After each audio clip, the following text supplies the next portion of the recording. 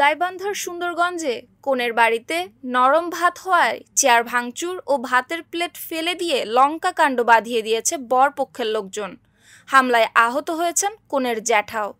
জানা গেছে, বৃহস্পতিবার উপজেলার পশ্চিম ছাপরহাটি হাজিপাড়া গ্রামের প্রবাসী দুখু মিয়ার স্কুল পড়ুয়া মেয়ে দীপার বিয়ে হয় রামজীবন গ্রামের আয়নাল হকের ছেলে সবুজ সরকারের সাথে। গেটের টাকা নিয়ে ঘটনার সূত্রপাত হলেও তাদের বিয়ে হয় যথারীতি। বিয়ের পর রাত ১টার দিকে প্রায় ৩ শতাধিক বরযাত্রীকে খাবার দেওয়া হয় টেবিলে। সন্ধ্যার আগে রান্না করা হলেও গভীর রাতে পরিবেশনের সময় দেখা যায় ভাত নরম, আর সেই নরম ভাত পরিবেশন করায় বরপক্ষ বাঁধান বিপত্তি। একে একে ফেলে দিতে থাকেন ভাতের প্লেট, ভেঙে চুরমার করা হয় চেয়ার।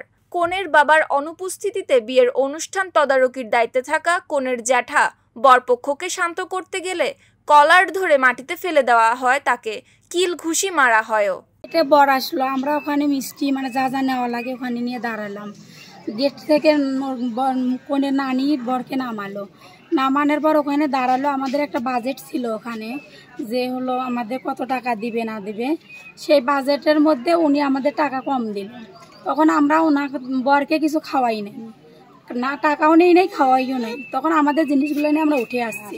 আসানোর পর বরকে ওরা ভিতরে ঢোকালো, মেয়ের মা ঢোকানোর পর স্টেজে বসানোর পর সুস্থ মতোই বিয়ে পড়ানো হলো। এটা সবখানে ভাত আপ্যায়ন করা হলো, তরকারি নিয়ে যাওয়া হলো। তখন ওরা ভাত দেখে বলতেছে এই ভাতগুলো খাওয়া যাবে না, এক এক করে ভাতগুলো উল্টে টেবিলে রাখতেছে। রাখার পরে আমার ভাসুর ছিল, বলতেছে আপনারা যদি না খেতে পারেন আমরা আবার নতুন করে রান্না করে খাওয়াবো। ওরা চাল ডাল সব আবার রেডি করলো, রান্না গরম পানি দিছে, ভাত আবার হয়েছে। ওরা তারপরে এক এক করে উঠে, আমার একটা ভাতিজা ছিল, ওর গলার ধরে টানে নিয়ে যেতে ধরছিল। ধরার পরে আমাদের এখানে কিন্তু ১০-১২ জন লোক ছিল, ওরা ৩ থেকে ৩৫০ জন লোক আসলো। আসার পরে ওরা সেইভাবে মারধর শুরু হয়ে গেল। পরে স্থানীয়রা এগিয়ে এলে বরপক্ষের অধিকাংশ লোক পালিয়ে গেলেও ৬টি অটো সহ আটক করা হয় বর সবুজ মিয়া এবং কয়েকজনকে। আহত কনের জ্যাঠাকে উদ্ধার করে উপজেলা হাসপাতালে ভর্তি করেন স্থানীয়রা।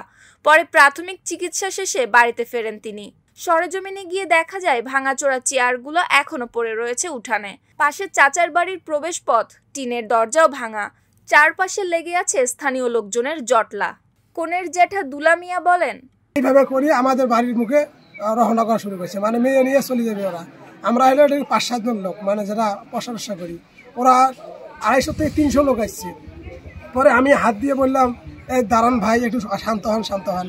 উনি উঠানো না বলি আমাদের শার্টের কলার ধরিয়ে আমাকে এইভাবে টানি নিয়ে আমার এইভাবে মাথায় সমানে ঘুষের পরে আমি মাটি পড়ে গেছি।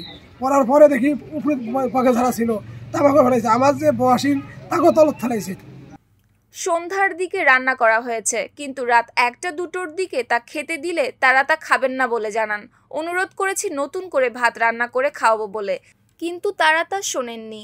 এতগুলো লোক বের হয়ে গালাগাল করেছে, আমার কলার ধরে মাটিতে ফেলে দিয়েছে, মেয়েদেরকেও মাটিতে ফেলে মেরেছে।